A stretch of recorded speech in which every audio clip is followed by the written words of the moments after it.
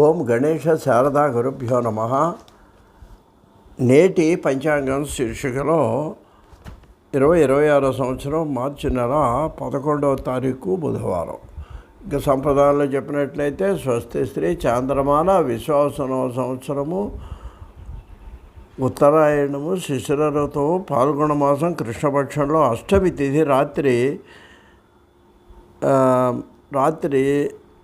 2:27 వరకు ఉంది. జ్యేష్ఠ నక్షత్రం రాత్రి 8:30 వరకు ఉంది. తెల్లవారుజామున వర్జ్యం 5:30 లగాయతు గంటన్నర ఉంటుంది. తర్వాత ఉదయం దుర్ముహూర్తం ఈరోజు బుధవారం 11:30 నుంచి 12:30 వరకు దుర్ముహూర్తం ఉందండి.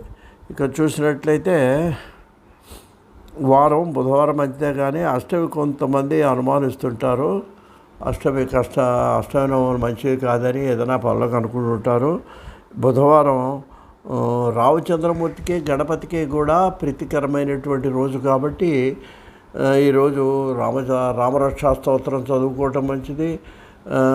సమీపంలో ఉన్నట్లయితే గణపతి దేవాలయాలకు వెళ్ళి దర్శనం చేసుకోవటం లేదా గణపతి స్తోత్రాలు చదువుకోవటం మంచిది.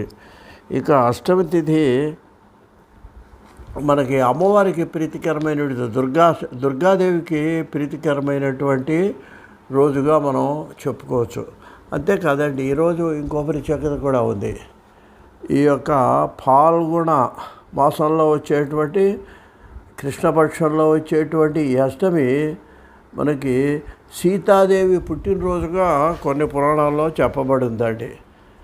సీతాదేవి పుట్టినరోజు అంటే ఏంటనమాట అండి, ఆమె పెట్టెలో ఒక మన ఈయనకి యజ్ఞం చేద్దామని చేస్తుంటే జనక మహారాజుకి మరి లభించినటువంటి రోజు ఈరోజు మన పాల్గొన మాసంలో బహుళపక్షంలో వచ్చేటువంటి అష్టమిని ఆ యొక్క రోజుగా మనం చెప్పుకోవచ్చని పురాణాల్లో చెప్పబడి ఉందండి.